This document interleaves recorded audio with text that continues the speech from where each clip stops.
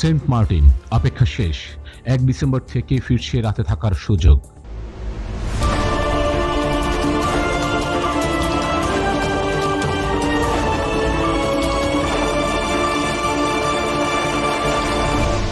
Channel CB। আসসালামু আলাইকুম প্রিয় দর্শক, স্বাগত জানাচ্ছি আমাদের আজকের বিশেষ সংবাদ পরিবেশনায়। দীর্ঘদিন ধরে অপেক্ষা করছিলেন যারা, তাদের জন্য রয়েছে একটি দারুণ খবর। 1 ডিসেম্বর থেকে বঙ্গোপসাগরের প্রবাল দ্বীপ সেন্ট মার্টিনে পর্যটকবাহী জাহাজ চলাচল শুরু হচ্ছে, আর একই সঙ্গে ফিরছে সেখানে রাত কাটানোর সুযোগ। সরকারি ঘোষণা অনুযায়ী আগামী 1 ডিসেম্বর থেকে সেন্ট মার্টিনে পর্যটকবাহী জাহাজ চলাচল পুনরায় শুরু হচ্ছে। সেদিন থেকে দ্বীপে রাত্রি যাপনও করা যাবে। তবে পরিবেশ সংরক্ষণের স্বার্থে একটি কঠোর নিয়ম জারি রয়েছে। প্রতিদিন সর্বোচ্চ 2000 পর্যটককে সেন্ট মার্টিন ভ্রমণের অনুমতি দেওয়া হবে। জাহাজগুলো কক্সবাজারের নুনিয়াছড়া জেটি থেকে প্রতিদিন সকাল ঠিক 7টায় সেন্ট মার্টিনের উদ্দেশ্যে রওনা দেবে।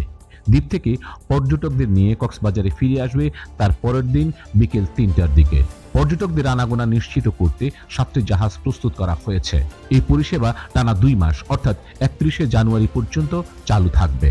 পর্যটক জাহাজ মালিকদের সংগঠন sea cruise operator owners association of বাংলাদেশের সাধারণ সম্পাদক হোসেন ইসলাম জানিয়েছেন, নভেম্বরে রাতে থাকার অনুমতি না থাকায় পর্যটকদের আগ্রহ ছিল না, ফলে জাহাজ চলাচল বন্ধ ছিল। কিন্তু 1 ডিসেম্বর থেকে রাত যাপনের অনুমতি মেলায় পর্যটকরা ইতিমধ্যে আগ্রহ দেখাচ্ছেন।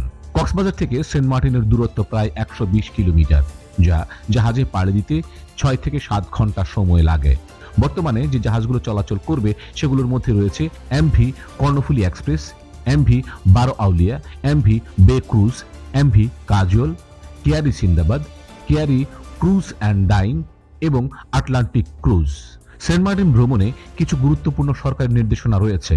পরিবেশ, বন ও জলবায়ু পরিবর্তন মন্ত্রণালয় এবং বাংলাদেশ অভ্যন্তরীণ নৌ পরিবহন কর্তৃপক্ষের অনুমোদন ছাড়া কোনো জাহাজ দ্বীপে চলাচল করতে পারবে না। পর্যটকদের অবশ্য বাংলাদেশ ট্যুরিজম বোর্ড স্বীকৃত একটি ওয়েব পোর্টালের মাধ্যমে অনলাইনে টিকিট কাটতে হবে। প্রতিটি টিকিটে একটি ভ্রমণ পাস এবং একটি কিউআর কোড যুক্ত থাকবে। কিউআর কোড ছাড়া কোনো টিকিট গ্রহণযোগ্য হবে না এবং সেগুলো নকল বলে গণ্য করা হবে।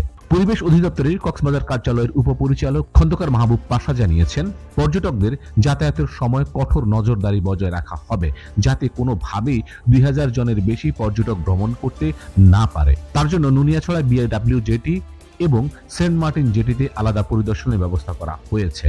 সুতরাং যারা প্রবাল দ্বীপে প্রকৃতির সান্নিধ্য উপভোগ করতে চান, তৈরি হয়ে যান।